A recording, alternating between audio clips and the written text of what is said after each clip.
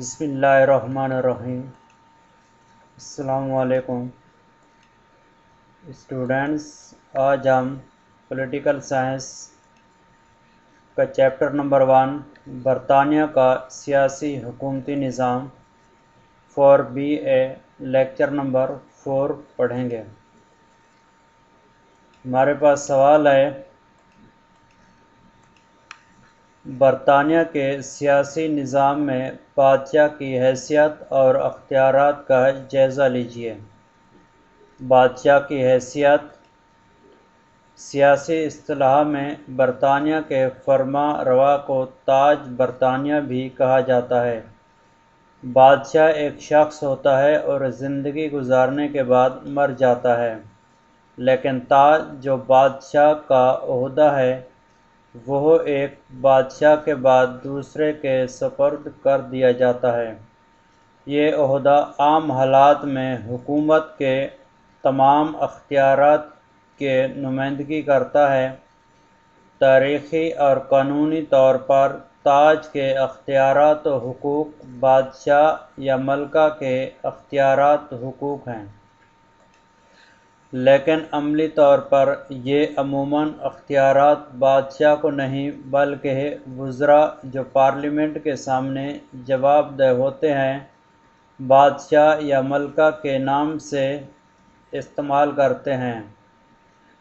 ہم کہہ سکتے ہیں کہ بادشاہت آج کی نمائندگی کرتا ہے اور تاج بادشاہ، وزراء اور پارلیمنٹ جس میں وزراء کو غلبہ حاصل ہوتا ہے، مجموعی نمائندگی کرتا ہے اور اب اسے ہی حکومت کے اختیارات حاصل ہیں جو صرف اسی کے لیے مخصوص ہوتے ہیں۔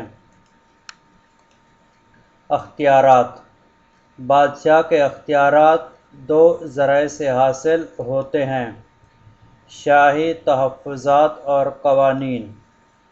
ان سے وہ امتیازی اختیارات مراد ہیں جو پارلیمنٹ نے عطا نہیں کیے بلکہ عام قانون پر مبنی ہے۔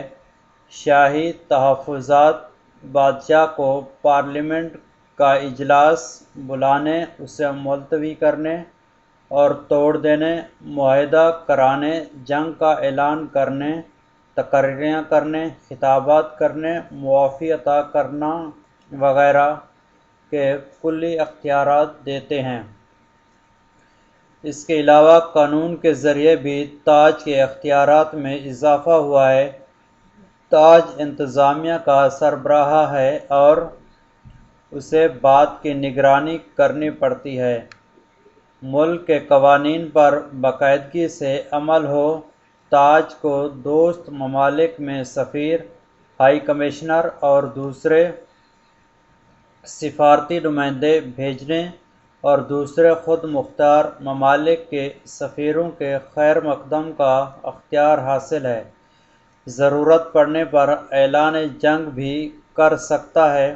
وہ اپنے خاص تحفظات کے تحت دوسری طاقتوں کے ساتھ وہ معاہدوں پر دستخط کر سکتا ہے۔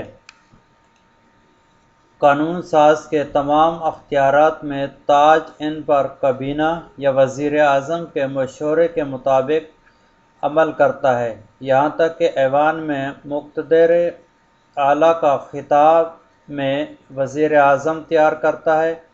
برطانیہ کی عدالتیں انتظامیہ کے اثر سے آزاد ہیں۔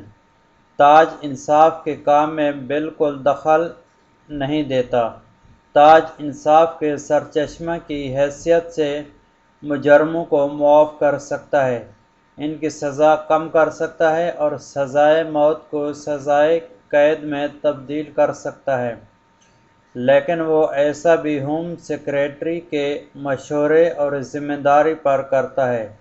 یہ اعزاز وہ حسب روایت کابینہ اور وزیر اعظم کے مشورے سے ہی عطا کرتا ہے۔ یہ بات درست ہے کہ برطانوی بادشاہ حکمران ہونے کے باوجود حکومت نہیں کرتا۔ بادشاہی تاج کو وقار تو بہت حاصل ہے اور دیگر شان و شوکت رسومات میں اسے مرکزی حیثیت حاصل ہے۔ فرائض۔ بادشاہ انہی اختیارات کی روشنی میں جو بیان بالا میں پیش کیے گئے ایسے فرائض کی براہ راست یا بالواسطہ انجام دہی کرتا ہے، تاہم امور کا اس کے حقوق کے بطور حقدار بھی سمجھا جاتا ہے، اور انہی کو ہم اس کے فرائض بطور بھی شمار کر سکتے ہیں۔ سرچشمہ انصاف کا فرض ادا کرنا۔ عدالتیں اسی کے نام پر عوام کو انصاف فراہم کرتی ہیں، در حقیقت بادشاہ کے خصوصی حقوق ہیں، عوام کے خصوصی حقوق بن گئے ہیں۔